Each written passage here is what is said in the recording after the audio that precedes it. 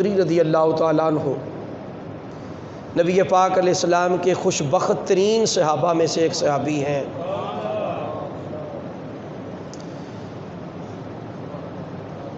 یہ اس حدیث پاک کے راوی ہیں اور اس حدیث پاک کو کتاب الطب باب الطب والمرض والرقاء صحیح مسلم شریف کے اندر سرکار امام مسلم بن الحجاج القشیری السنی رحمۃ اللہ علیہ نے نقل فرمایا ہے۔ یاد رہے یہ جتنے بھی ائمہ حدیث ہوئے ہیں یہ سارے سنی حضرات ہوئے ہیں۔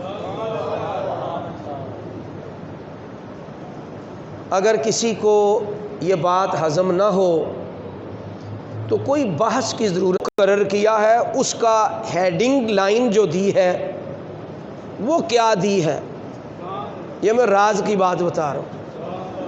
آپ کو باب کا عنوان پڑھ کے ہی پتہ چل جائے گا کہ اس کا رائٹر کس عقیدے سے تعلق رکھتا ہے، بس لمبی بات نہیں، میں نے آپ کو اشارہ دے دیا اور آسان سا، اس سے آپ کو ان کے عقیدوں کا پتہ چل جائے گا۔ ایک بات اکثر میں کہنا چاہتا ہوں پھر میرے ذہن سے نکل جاتی ہے، حق تو یہ ہے کہ میں بیان کے اینڈ پر عرض کروں، مگر اس وقت کبھی ذہن میں آتی ہے بات، کبھی نہیں آتی۔ وہ یہ ہے کہ کچھ محبین، بلکہ دوسرا مسئلہ پہلے بیان کر دیتا ہوں کہ کئی لوگوں کے ذہن میں یہ خیال آ سکتا ہے کہ نماز کے بعد جہاں ہم ذکر کرتے ہیں اونچی آواز سے اور درود پاک پڑھتے ہیں تو یہ کہیں بدعت تو نہیں؟ بڑا اہم مسئلہ ہے یہ۔ تو یہ میں بیان کے آغاز میں ہی عرض کر دوں کہ نبی پاک علیہ السلام کی دور میں مسجد نبوی شریف میں نماز کے بعد خدا کا ذکر ہوتا تھا اور بلند آواز سے ہوتا تھا۔ حضرت ابن عباس رضی اللہ تعالیٰ عنہ بیان کرتے ہیں، صحیح مسلم شریف کے اندر یہ روایت موجود ہے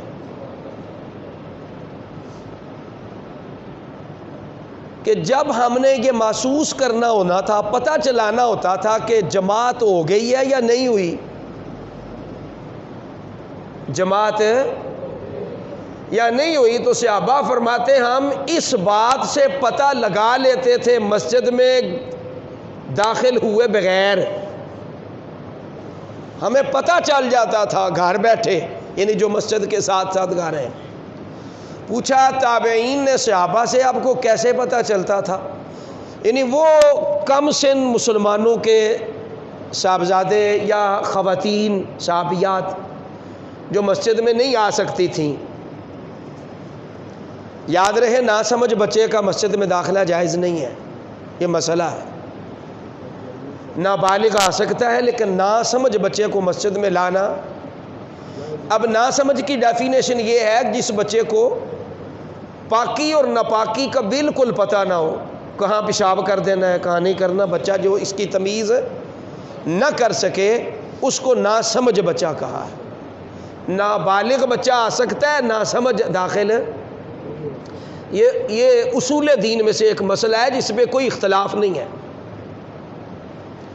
آج کے دور میں علماء اس پہ سختی اس لیے نہیں کرتے کہ دین سے بہت دور ہم پہنچ چکے ہیں، تو اگر کوئی بچے ایسے ہیں جو مسجد میں آئیں گے تو ان کو عادت پڑ جائے گی، یہ سوچ کر علماء سختی نہیں کرتے، جائز پھر بھی نہیں کہتے، وہ کہتے ہیں کہ ان کو اگر بالکل ہی روک دیا ہم نے تو مسجد سے پہلے ہی لوگ دور ہیں تو یہ اور دور نہ ہو جائیں، یہ حکمت ہے ڈرتے ہوئے، وگرنہ مسئلہ اصل یہی ہے جو میں عرض کر رہا ہوں۔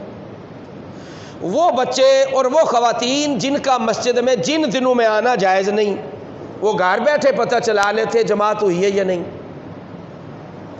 تو پوچھا کیسے؟ وہ کہتے ہیں کہ بعد صلاۃ الجماع، جماعت کی نماز کے بعد ہم صحابہ کرام اور حضور کا ذکر جو ہے وہ اس کو رفعت عرفہ حالت میں اونچی صوت میں اس حال میں اونچا ہوتا تھا کہ ہم مسجد نبوی کے ارد گرد اسے سن لیا کرتے ہوتے تھے۔ اگر ذکر بالجہر نماز کے بعد جائز نہ ہوتا تو حضور علیہ الصلوۃ والسلام کی معیت میں کل صحابہ کرام ایسا نہ کرتے۔ ایسا تو بشری تقاضا ہے، ضروری نہیں کہ ہر صحابی تکبیر اولیٰ میں شامل ہوا ہو۔ کوئی اعتراض کر سکتا نا بھی نماز کے بعد لوگ ذکر کر رہے ہوتے ہیں، کہیں کی رکعتیں رہتی ہوتی ہیں، تو حضور سے بڑھ کے اس کی احتیاط کرنے والا کوئی نہ تھا، صحابہ سے بڑھ کے اس کی احتیاط کرنے والا کوئی۔ ایک تو یہ بات آپ کو میں نے دلیل مسلم شریف سے دی، دوسری مشکات شریف سے دلیل دینے لگا ہوں کہ نبی پاک صلی اللہ علیہ وسلم نے نماز پڑھ کے بیٹھے تھے کہ ایک بندہ بعد میں آیا، اس نے نماز پڑھی اور نماز پڑھ کے حضور کے پاس آیا، ملا حضور سے، مشکات شریف کی حدیث ہے یہ۔ آقا علیہ السلام نے فرمایا تیری نماز درست نہیں، اسے دوبارہ پڑھ۔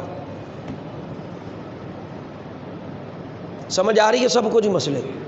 یہ میں کوئی فقہ کا مسئلہ نہیں، حضور کی حدیث سنا رہا ہوں آپ کو۔ حضور نے فرمایا تیری نماز درست نہیں، نماز کو دوبارہ پڑھ۔ چونکہ وہ صحابی رسول تھا، اس نے کوئی اعتراض چونو چراں کچھ نہیں کیا، اس نے جا کے دوسری مرتبہ نماز پڑھی۔ یہ مسئلہ مجھ سے کسی نے پوچھا نہیں اس مسجد میں، میرے ذہن میں کئی دفعہ آیا کہ کسی کے ذہن میں ہو سکتا ہے، تو اس لیے میں نے خود عرض کر رہا ہوں اپنا فرض سمجھتے ہوئے۔ دوسری مرتبہ پڑھی تو آقا علیہ السلام کی خدمت میں نماز پڑھ کے وہ آئے ملنے کے لیے، تو حضور علیہ السلام نے پھر وہی کلمات دہرائے، نماز درست نہیں پھر پڑھ۔ اس طرح چند مرتبہ جب وہ پڑھے تو حضور یہی فرمائے کہ نماز درست نہیں۔ اس نے ہاتھ جوڑ کے عرض کیا میرے ماں باپ آپ پر قربان جائیں یا رسول اللہ صلی اللہ علیہ وسلم، میں تو جب بھی پڑھوں گا ویسے ہی پڑھوں گا، مہربانی ہوتی اگر حضور میری رہنمائی فرما دیتے کہ کمی کیا ہے۔ سبحان اللہ۔ اب حضور علیہ السلام کا جواب سنیے اور اس کے بعد موضوع شروع، نہیں دوسرا مسئلہ بھی عرض کرنا ہے۔ حضور علیہ السلام نے اس کو فرمایا کہ ٹھہر ٹھہر کے آرام سے نماز پڑھ، اور پھر جلدی نہ کر، اس کے بعد اللہ کا ذکر کر۔ نماز کے بعد کیا کر؟ مشکات شریف کی حدیث ہے، اللہ کا ذکر کر۔ جب اللہ کا ذکر کر لے پھر مجھ پہ صلاۃ و سلام پڑھ۔ اللہ اکبر۔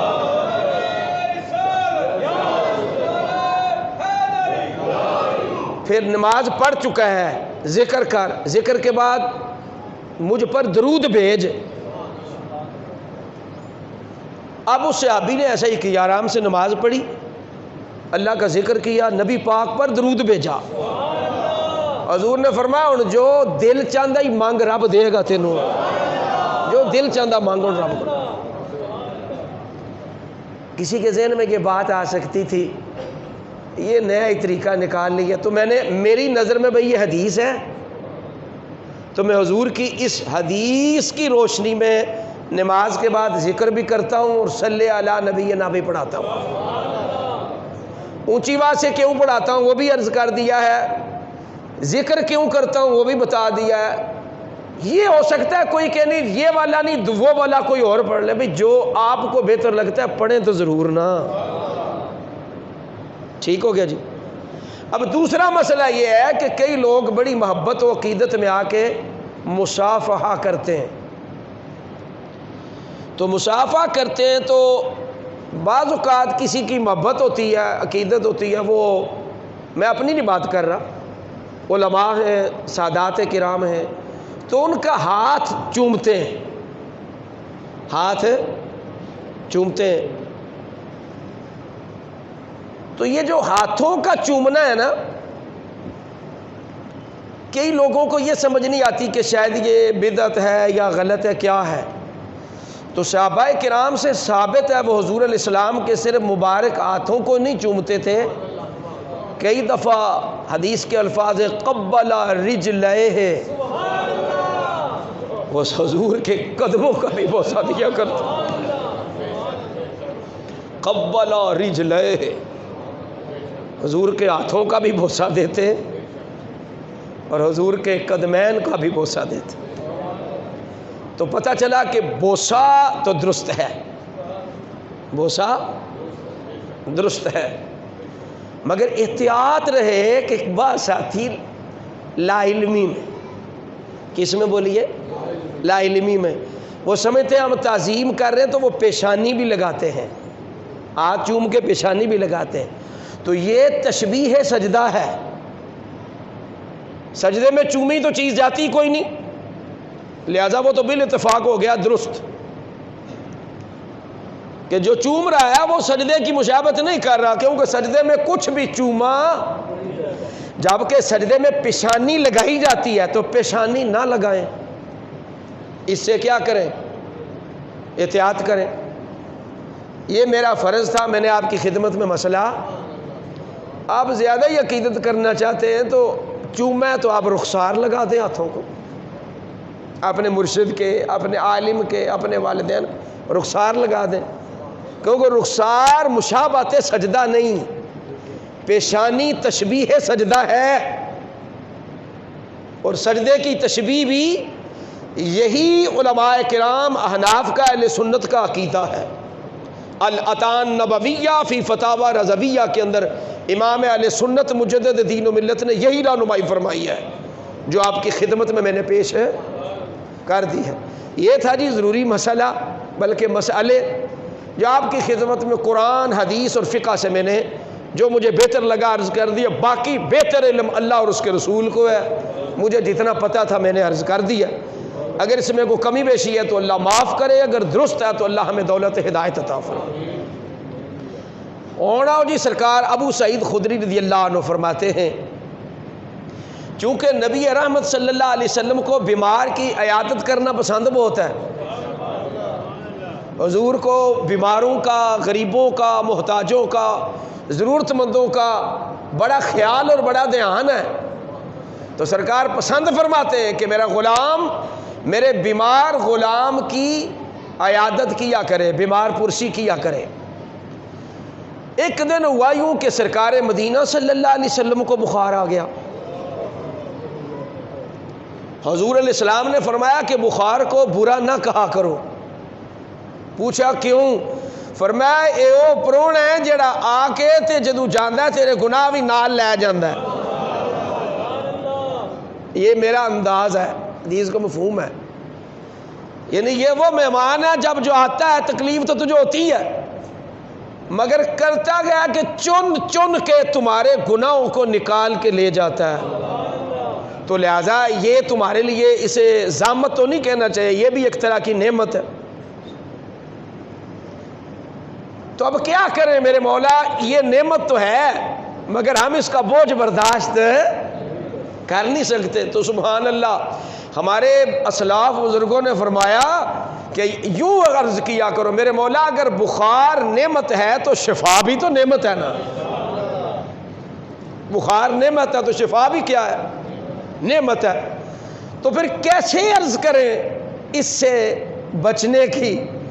تو کہا کہ یوں عرض کریں، اے میرے اللہ، اے شافی الامراض، نعمت بخار لے کر نعمت شفا دے دے، نعمت بخار لے کر نعمت شفا دے دے۔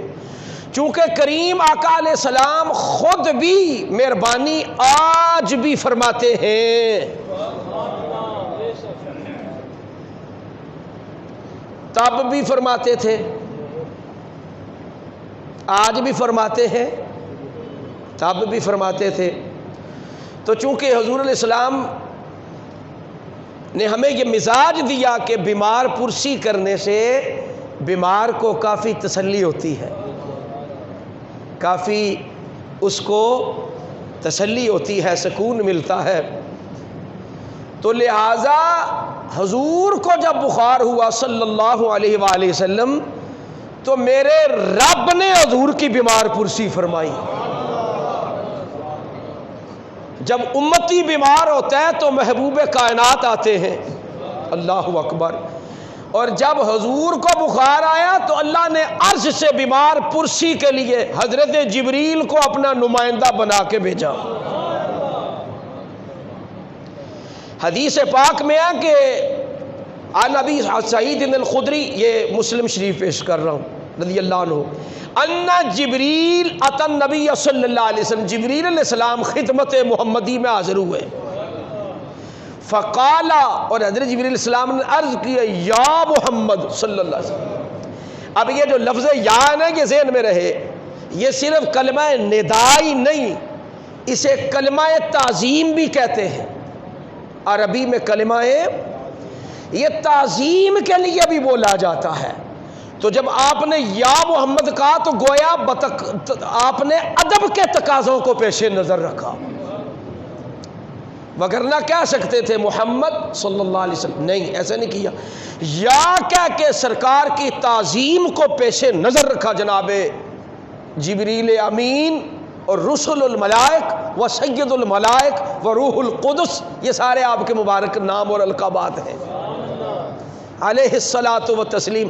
ایک دن سرکار نے پوچھا نا حضرت جبریل، اگر جب میرا موضوع نہیں ہے، پوچھا کہ بتا جبریل، جب میں ساری کائنات کے لیے رحمت للعالمین ہوں تو میری رحمت میں سے تجھے بھی کوئی حصہ ملا ہے؟ یہ بھی بتانا، تجھے کوئی حصہ ملا؟ کیوں تعظیم کرتے تھے؟ وجہ بتا رہا ہوں، بے شمار وجوہات ہیں، ایک وجہ یہ بھی جو خود جناب جبریل علیہ السلام نے عرض کی، تو آپ نے عرض کیا یا رسول اللہ، یا محمد صلی اللہ علیہ وآلہ وسلم، مجھے بھی حصہ ملا ہے۔ پوچھا کیا حصہ ملا ہے، مجھے بھی تو بتانا۔ تو آپ نے عرض کی میں سارے نبیوں کے پاس قاصد بن کے آتا رہا ہوں،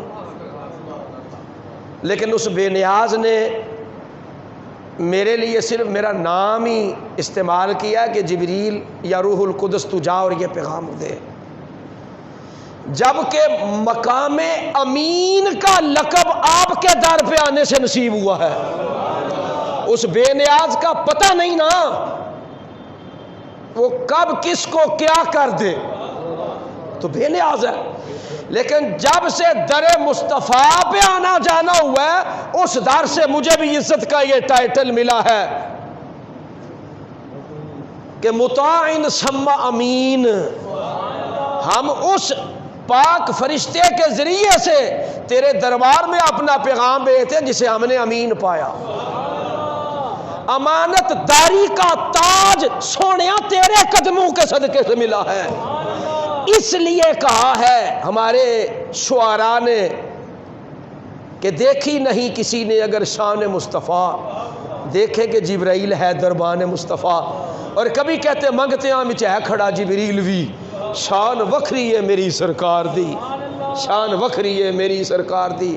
اور جو ملی عزت نیازی جگ اتے، مہربانی اے سب سرکار دی، نہیں کوئی اوقات اوگن ہار دی، جے ہو جئی بھی ہاں میں ہاں سرکار دی۔ تو انہوں نے آ کے عرض کیا اشتقیتا یا محمد صلی اللہ علیہ وسلم، اے اللہ کے پاک محبوب، کیا آپ کو بخار ہے؟ حضور علیہ السلام نے فرمایا نعم، ہاں مجھے بخار ہے۔ آپ نے عرض کیا حضور اگر آپ چاہیں تو میں آپ کو دم نہ کروں، میں آپ کو یہیں پر شرح شروع کرتے۔ اس سے پتہ چلا کہ مرتبے میں کوئی چھوٹے مقام والا بھی ہو، اس کا نام پڑھ کر دم کرے تو مقام میں فرق نہیں آتا۔ استاد کو شاگرد بھی پڑھ کے دم کرے تو شاگرد نہ دیکھیں، یہ دیکھیں کہ کس کا نام لے رہا ہے۔ نمبر 2، دوسرا فائدہ یہاں یہ ملا کہ دم کرنا سنت جبریلی ہے اور دم کروانا سنت محمدی ہے۔ اب جن لوگوں کو دم سے درد ہے وہ غور کریں، میں تو کوئی کسی ارد گرد کا ڈائجسٹ یا سنی سنائی بات کر ہی نہیں رہا، سونے کی حدیث سامنے رکھ کے اوپر سے دیکھ کے پڑھ رہا ہوں۔ اگلی پچھلی تو گل ہی کوئی نہیں، میں تو نبی پاک دی حدیث پیش کر رہا ہوں۔ حضور میں دم نہ کروں آپ کو صلی اللہ علیہ وسلم؟ حضور نے فرمایا ضرور کر، تو جڑا پڑھ کے دم کیتا ذرا سناوا تو میں اب یہ زبان جبریلی ہے اور دم سرکار کو کیا جا رہا ہے. بسم اللہ ارقیک من کل شیء یؤذیک من شر کل نفس او عین حاسد اللہ یشفیک بسم اللہ ارقیک. یہ جبریلی دم ہے. اگون قرآن سنو. قرآن کہتا ہے وَمَا نَتَنَزَّلُ إِلَّا بِأَمْرِ رَبِّكَ. کوئی بھی فرشتہ اپنی مرضی سے سوڑیا دنیا میں نازل ہی نہیں ہوتا. ما نتنزل نہیں نازل ہوتا کوئی بھی فرشتہ زمین پر الا بامر ربک. یہ سورہ مریم 16واں پارہ رب کا فرمان ہے. وما نتنزل الا بامر ربک. کوئی بھی فرشتہ اپنی مرضی سے آتا ہی نہیں. تو حضرت جبریل بھی اپنی مرضی سے نہیں آئے, یہ کسی کا بھیجا ہوا آیا ہے. جب یار کے قدموں میں آیا ہے آ کے اگر دم کر رہا تو دم بھی اپنی مرضی سے نہیں, سکھایا ہوا کر رہا ہے. جبریل جی رب جلیل اذهب الى محمد صلی اللہ علیہ وسلم لمحبوب رب العالمین. ساری کائنات کے رب کے محبوب صلی اللہ علیہ وسلم کی خدمت میں جا میری طرف سے جا. یہ میری طرف سے کہاں نکالا؟ وَمَا نَتَنَزَّلُ إِلَّا بِأَمْرِ رَبِّكَ, اس سے نکالا. میری طرف سے جا کے ساڈے نو بیمار پرسی بھی کر نہ لے یار نو دم بھی کرا. میرا وجدان کہتا ہے جبریل علیہ السلام نے عرض کیا ہوگا یا اللہ کیا پڑھ کے دم کروں, بھیجیا جو تیرا جا رہے ہیں تے دے نسخہ. اللہ نے فرمایا جبریل یوں کہنا بسم اللہ ارقیک, بسم اللہ ارقیک من کل شیء یؤذیک. سبحان اللہ. میں اللہ کے نام سے آپ کو دم کرتا ہوں, میں اللہ کے نام سے آپ کو دم کرتا ہوں ہر ایذا پہنچانے والی چیز سے, خواہ وہ جسمانی ہو خواہ وہ ہوائی ہو جو بھی ہو. من شر من کل شیء یؤذیک, ہر ایذا دینے والی چیز سے بچنے کی آپ کو دم کرتا ہوں.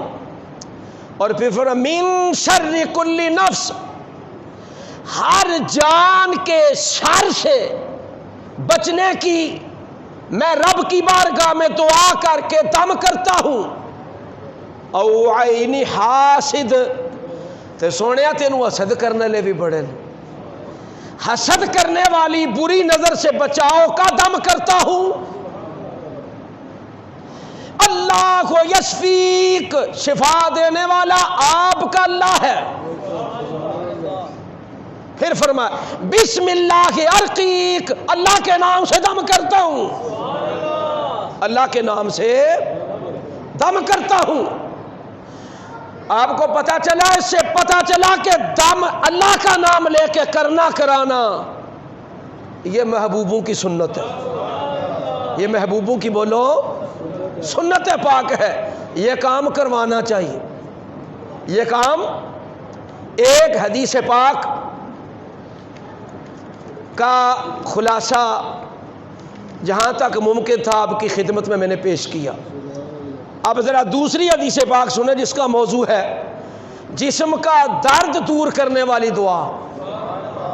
جسم کا, اس کے راوی حضرت سیدنا عثمان بن ابی العاص ہیں. وہ بیان کرتے ہیں انہو شکا الی رسول اللہ صلی اللہ علیہ وسلم وجعا یجدہ فی جسدہ. بیان کرتے ہیں نبی پاک علیہ السلام نے اپنے جسم مبارک حضرت عثمان بن ابو العاص رضی اللہ عنہ نے رسول پاک صلی اللہ علیہ وسلم سے اپنے جسم میں درد کی شکایت کی. حضرت عثمان بن عفان نہیں، حضرت عثمان ابن ابی العاص رضی اللہ عنہ، یہ اور صحابی ہیں، خدمت مصطفیٰ میں آئے، جسم کے درد کی شکایت کی. توجہ سے سنیے. فقال له رسول اللہ صلی اللہ تعالی علیہ وآلہ وسلم، تو نبی پاک علیہ السلام نے ان سے فرمایا دع یدک علی الذی تعلم من جسدک. حضور علیہ السلام نے فرمایا جتھے پیڑ ہو رہی ہے نا اتھے ہاتھ رکھ. خیال کریو اس گل کا. اس حدیث پاک کا خلاصہ یہ نہیں کہ دم کروانے آئے، جانتے سن کہ کچھ دم نے جڑے کیتے جان تے بندہ ٹھیک ہو جاندہ ہے. نہیں سمجھو، صحابی سن. ان کا ارادہ یہ ہے کہ سونیا دم تے جاننا، مگر دم دی اجازت لین آیا مرشد کولوں، طریقہ بھی دسو اجازت بھی دیو. پتہ چلا یوں تو کتابوں میں کئی دم لکھے ہیں، مگر جب اپنے شیخ سے اس کی اجازت لے لیں تو پھر رنگ کوئی اور ہو جاتا ہے، پھر رنگ بدل جاتا ہے. وگرنہ حضور علیہ السلام سے دم کروانے آتے تو حضور براہ راست دم فرما دیتے. حضور نے دم نہیں فرمایا، فرمایا دع یدک علی الذی تعلم. درد و علم سے تعلم ہے، جدھر تجھے درد ہے نا ادھر اپنا ہاتھ رکھ. من جسدک، اپنے جسم کے اس حصے پہ. وقل، اور خود پڑھ. تجھے سکھا رہا ہوں یہ دم کریتا ہے.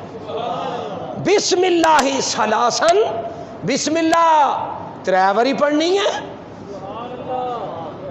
بسم اللہ کتنی باری بولو؟ 3 باری. کتنی دفعہ بسم اللہ؟ 3 دفعہ. اور پھر اس کے بعد کیا کرنا؟ وقل 7 مرات، پھر 7 باری ایک پڑھائی کرنی ہے. ایک دم دسیا سونے نے فرمایا 7 باری کرنا ہے، پڑھنا ہے. پڑھ کے تے پھر اس بندے وال دم کرو یا جو بھی کرنا ہے، اللہ سونا شفا عطا فرما چھڑے گا. دکھ درد بولو دور ہو جان گے. وہ اب دم کیا ہے؟ فرما اعوذ بعزت اللہ وقدرتہ من شر ما اجد واحاذر. بس اتنا سا رہی. اعوذ بعزت اللہ وقدرتہ، یعنی اللہ تعالیٰ کی عزت و قدرت کے ساتھ میں اس شر سے پناہ چاہتا ہوں جسے میں پا رہا ہوں اور جس کا مجھے ڈر ہے. میں اللہ رب العزت کی بارگاہ میں اس سے پناہ مانگتا ہوں، یعنی اللہ کی پناہ میں آتا ہوں. اللہ سے اس مصیبت سے چھٹکارے کا طالب ہوں. 7 مرتبہ یہ کہہ لو تو اللہ بیڑا پار فرما دے گا. یہاں محدثین نے ارشاد فرمایا کہ خیال رہے سونے نے 7 باری دسے ہے. کتنی باری بولو؟ 7 باری. تے لہذا جدو دم کرنا ہے اپنے آپ نو یا کسے نو تے 7 باری پڑھیو. یہ نہ خیال کری میں بہتا گڑ پائیے تو بہتا میٹھا ہو جائے. نہیں، جن یار نے دسیا ایویں ہی قبول ہونا ہے.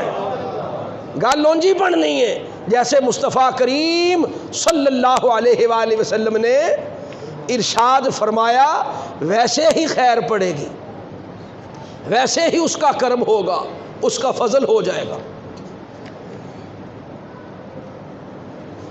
اب آپ کو ایک اور بڑی خوبصورت حدیث پاک سنانا چاہتا ہوں. یہ وہ حدیث پاک ہے جو گزشتہ جمعہ کو سنانا چاہتا تھا، ٹائم ختم ہو گیا تھا. 2 آخری حدیثیں رہ گئی ہیں، توجہ سے سنیے. اللہ کرے وہ ٹائم نو بریک لگے. شاعر کہتا ہے کہ جب کسی ذکر کی محفل رات کے وقت تھی نا، انہوں نے کہتا جی کردہ اس رات نو میں محشر دی فجر تک روک لواں. جی کردہ اس رات نو میں محشر دی فجر تک روک لواں، اس واسطے کہ نہ اے نظر کرم دی چاہت مکے، نہ اے رات مکے، نہ اے بات مکے. نہ اے نظر کرم دی چاہت مکے. نہ رات مکے، نہ سونے دی پیاری گل بات مکے۔ اس کے راوی پھر سیدنا ابو سعید الخدری ہیں رضی اللہ عنہ، بیان کرتے انہما شہدا علی رسول اللہ صلی اللہ علیہ وسلم انہ من قال لا الہ الا اللہ واللہ اکبر صدقہ ربہ۔ جلدی جلدی سناتا ہوں۔ فرمایا نبی پاک علیہ السلام نے رسول پاک صلی اللہ علیہ وسلم کے بارے میں گواہی دیتے ہیں کہ آپ نے ارشاد فرمایا جس نے کہا لا الہ الا اللہ واللہ اکبر، یعنی اللہ کے سوا کوئی معبود نہیں ہے، اللہ سب سے بڑا ہے، تو اللہ تعالیٰ اس کی تصدیق کرتے ہوئے فرماتا ہے واقعی میرے سوا کوئی معبود نہیں اور میں سب سے بڑا ہوں، یعنی صدقت، تو نے سچ کہا ہے۔ اس کا بھی مطلب سمجھ لیں، یہ بیماری کی حالت میں جو بندہ یہ کلمات پڑھتا ہے، چونکہ موضوع بیماری اور عیادت المریض ہے، اس کو نفع کیا نصیب ہوتا ہے یہ بتایا جا رہا ہے۔ اور جب بندہ کہتا ہے لا الہ الا اللہ وحدہ لا شریک لہ، کب بولو؟ اور بولتے چڑھو جب بندہ بیمار ہو، حالت بخار میں جب پڑھتا ہے لا الہ الا اللہ واللہ اکبر، اللہ فرمانا تو سچ کیا ہے، صحیح میری تعریف کی تھی یہ، میں ایسا ہی ہوں۔ جب کہتا ہے لا الہ الا اللہ وحدہ لا شریک لہ، تو اللہ فرماتا ہے کوئی معبود میرے سوا کوئی معبود نہیں، میرا بندہ جب یہ کہ اللہ فرماتا تو نے سچ کہا ہے، ایسا ہی ہے۔ اور جب بندہ بیماری کی حالت میں کہتا ہے لا الہ الا اللہ لہ الملک و لہ الحمد، یعنی اللہ کے سوا کوئی معبود نہیں ہے، اسی کے لیے بادشاہی ہے، اسی کے لیے تعریف ہے، تو اللہ فرماتا ہے میرے سوا کوئی معبود نہیں، میرے لیے ہی بادشاہی ہے اور میرے لیے ہی تعریف ہے۔ مطلب ہے رب فرمانا بیماری دی حالت وچ مینوں پکارنا لیا، سچ بیان ہے، مفہوم یہ ہے۔ اور جب بندہ کہتا ہے لا الہ الا اللہ ولا حول ولا قوت الا باللہ، یعنی اللہ کے سوا کوئی معبود نہیں، گناہوں سے بچنے اور نیکی کرنے کی طاقت اللہ کی توفیق سے ہی ہے، تو اللہ فرماتے میرے سوا کوئی معبود نہیں، گناہوں سے بچنے اور نیکی کرنے کی قوت میں ہی عطا کرنے والا ہوں۔ نبی رحمت علیہ السلام نے ارشاد فرمایا جو کوئی وکان یقول من قالہا فی مرضہ، جس نے اپنی بیماری میں یہ کلمات ادا کر دیے، اپنی بیماری میں یہ کلمات ادا کیے، اگر وقت اجل آ گیا اور زندگی نے وفا نہ کی اور بندہ یہاں سے اگر چلا گیا ثم ماتا، تو وہ بندہ فوت ہو گیا ہے، تو اس کے گھر والے مایوس نہ ہو کہ نبی دی دتیاں دعاواں بھی پڑھیاں نے تے شفا نہیں ہوئی، ایسا نہ سوچے، تو پھر کیا کرے؟ فرمایا تو پہ حیران ہے اس گل، تو حیران نہیں پہ ہوندا، اگر یہ ظاہری فائدہ دیتی دعا تو صرف جسم تکلیف سے بچتا، ظاہر یہ تو وہ دعا ہے اگر مر گیا تو اللہ نے جہنم کی آگ اس کے تن پہ حرام کر دی ہے۔ فرمایا تطعنہ النار، اللہ نے جہنم کی آگ پر اس دعا پڑھنے والے کا تن من حرام کر دیا ہے۔ جو میں نے کہا تھا نا کہ فائر پروف حدیث نبی رحمت صلی اللہ علیہ وسلم کی یہ مبارک حدیث پاک ہے جو آپ کی خدمت میں پیش کی۔ اب آخری حدیث پاک سنیے آج کے درس کی، اور وہ ہے خوش نصیب مریض۔ موضوع کیا ہے؟ حدیث پاک کا موضوع بتا رہا ہوں، خوش نصیب مریض، اور اس مریض کا نام سبحان اللہ سعد ابن ابی وقاص ہے۔ شاعر کہتے ہیں درد مند عشق را دارو بجز دیدار نیست، اگر یہ ترجمہ آنکھوں میں سادہ کریں تو اے وے غم کے ماروں کا طبیبو نہ کرو کوئی علاج، ہم غم عشق نبی سے ہی دوا لیتے ہیں، اونچی آواز نہ بولو، ہم غم عشق نبی سے ہی دوا لیتے ہیں۔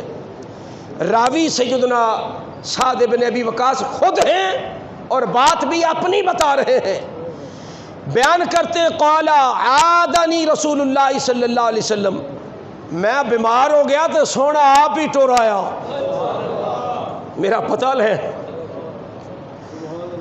تو صاحب کتاب میں ٹائٹل دیا ہے، تو آپ صاحب لو کہڑے عقیدے دے بندے نے حدیث دی دنیا دے بندے، خوش نصیب مریض، نالے مریض دے نالے پاگاں لا،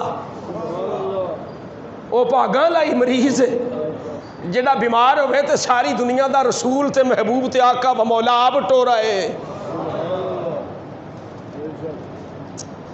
عادنی رسول اللہ صلی اللہ علیہ وسلم، سونا میرے ویڑے بڑھ آیا۔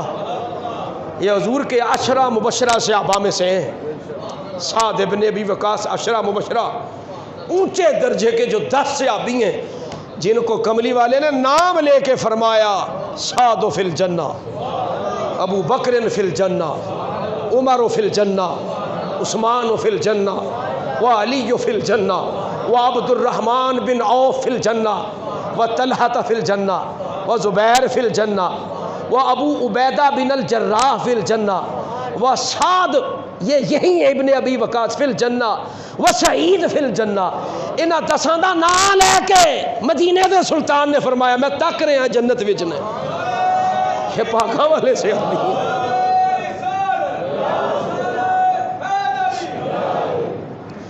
انہاں کتے یار نال تعلق بنانا کہ باقیاں وال سانو حکم دین میں تسی جایا کرو،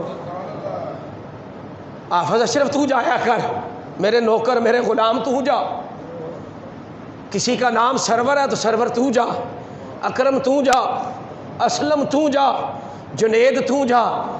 ایک کہڑے پاکاں لینے جنہاں وال دوجیاں نو بھی دسیا تو سونا آپ ہی ٹھو رہا ہے۔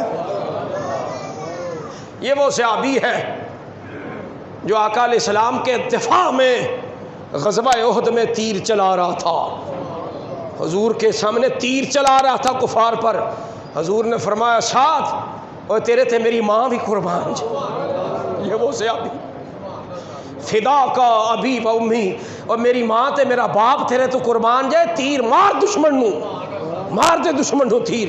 یہ وہ خوش بخت صحابی ہے کڈا کہ حضور نو راضی کیتا ہونا ہے، حضور نو پتہ لگا تے رہ ہی نہیں سکے سرکار۔ آقا علیہ السلام آدھنی کس فخر سے بیان کرتے ہیں، لوگوں میں کملی والدہ و نوکر ہاں، جڑا بیمار ہویا تو سونا آپ میرا پتہ لینا ہے، سبحان اللہ۔ آدھنی رسول اللہ، آدھنی رسول اللہ، اور سونا میری عادت واسطے میرے ویڑے آیا۔ فقالا صحابہ نو بڑا مول سی، ایک دن حضرت عثمان نے دعوت دیتی حضور نو میرے ویڑے آؤ، صحابہ کرام تک رہے نا آپ نو، حضور علیہ السلام جنہیں قدم جا رہے ہیں تو عثمان غنی نشان لاندے جا رہے ہیں۔ صحابیاں پوچھے ایک ہی رنگ ہے، کہنے لگے بھی میں پہ گننا کنے قدم ٹر کے میرے ویڑے سونا آیا،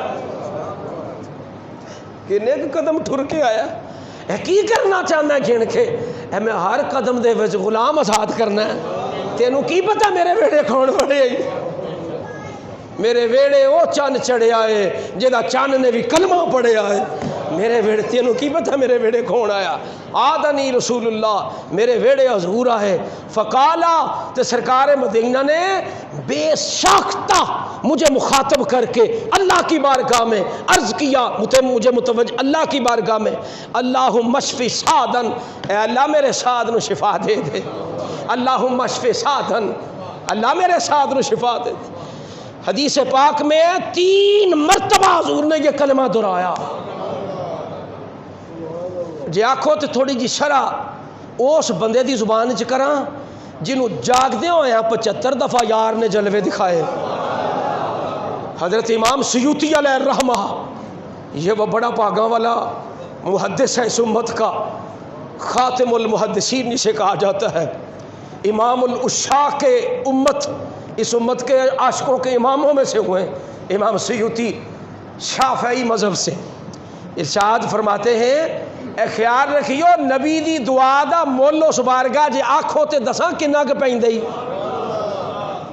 اے کنا پیندا، فرمایا کتے اور نماز پڑھے باجماعت تے ایک حدیث میں 25 نمازوں کا ثواب ہے، ایک حدیث میں نے پڑھا 27 کا ثواب ہے، ایک میں نے پڑھا جامعہ مسجد میں پڑھے تو 500 نمازوں کا ثواب ہے، لیکن مسجد حرام میں یہ قانون نہیں، ادھر یہ قانون ہے، کیوں؟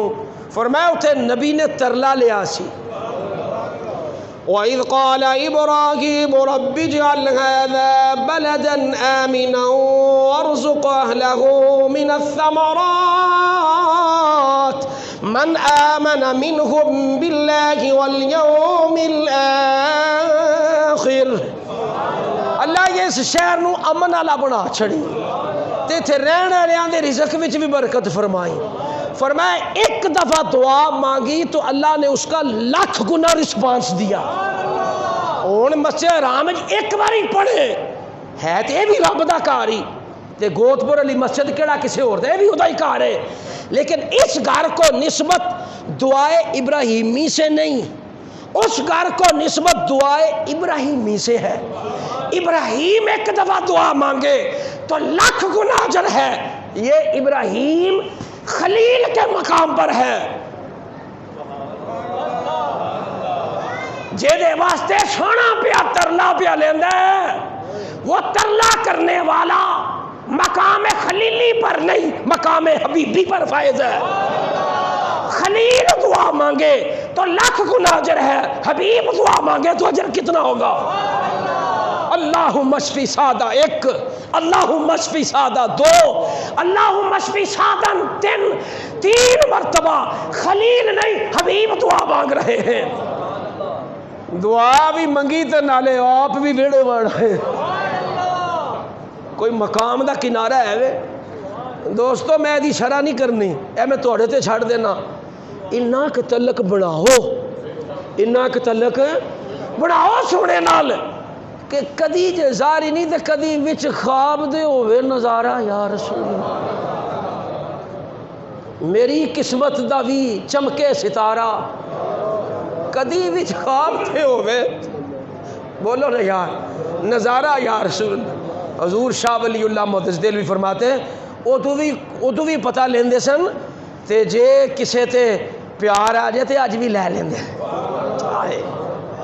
پوچھا شاگردان استاد جی کیویں یہ شاہ ولی اللہ وہ بندہ جسے غیر مقلد ہوں دیوبندیوں بریلویوں سارے اپنا پیشوا مانتے ہیں متفق علیہ ہستی ہے متنازع شخصیت نہیں ہے آپ فرماتے ہیں کہ ابا جی ہو گئے بیمار شاہ عبد الرحیم ابا بھی محدث خود بھی محدث اگو پتر شاہ عبد العزیز صاحب تفسیر عزیزی وہ بھی محدث اور مزے دی گل ہے نقشبندی اگر کو بیٹھا تو اپنی قسمت رش کرے سارے ہی مجددین ہیں مجدد پاک کے فیض کے رنگے ہوئے ہیں سارا کرانا شاہ ولی اللہ محدث فرماتے ہیں ابا جی شدید بیمار ہوئے نا تے پھر استغاثہ کیتا حضور حل سوڑیاں کسے کڑوے کنویں اگر تو لعاب سٹے تو شفا لب جاندی ہوں سی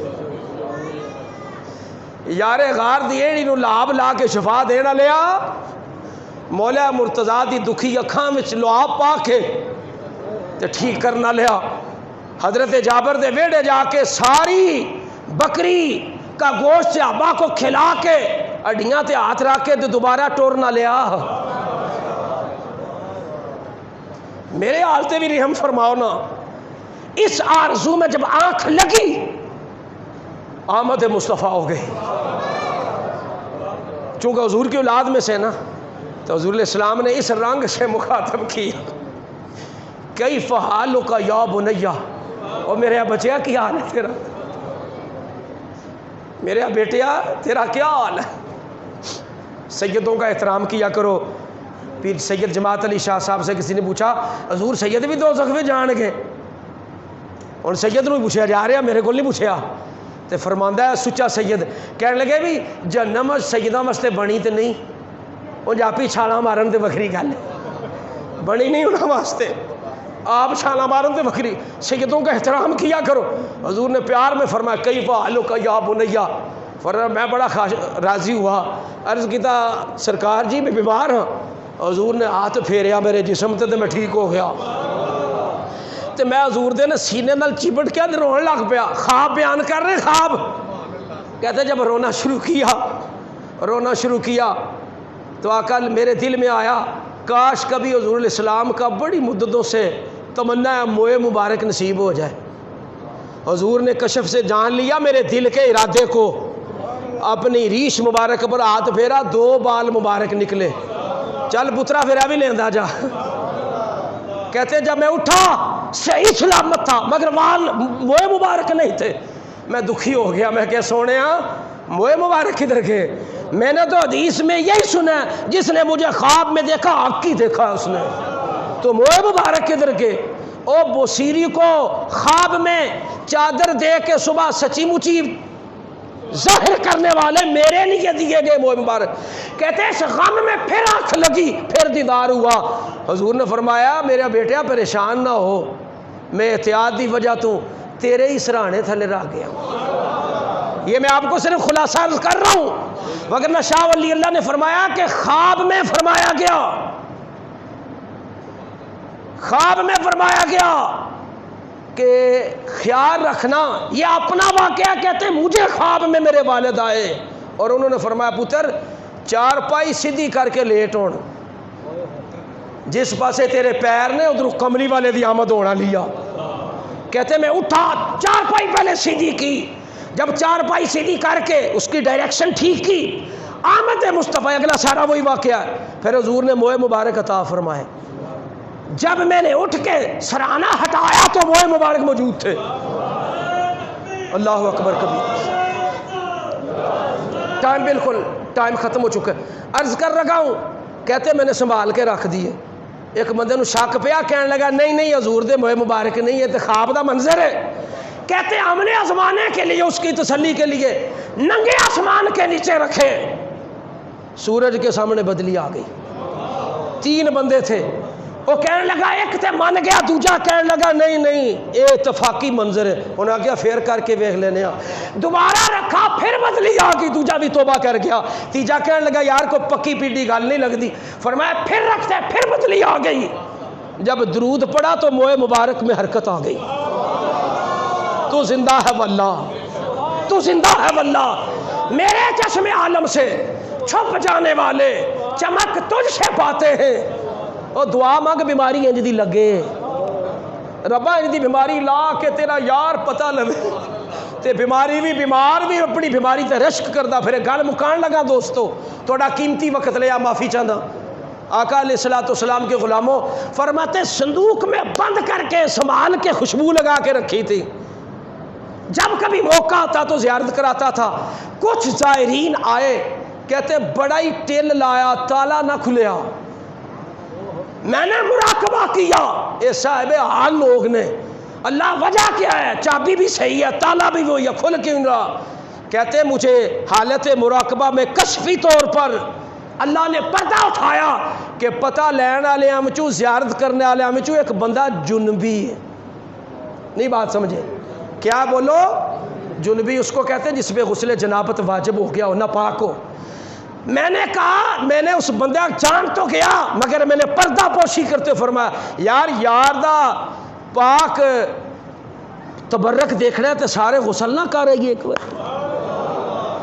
سب نے غسل کر کے جب آئے تو پہلی ٹرائی پر ہی کھل گیا، دیکھنے والوں نے دیکھا۔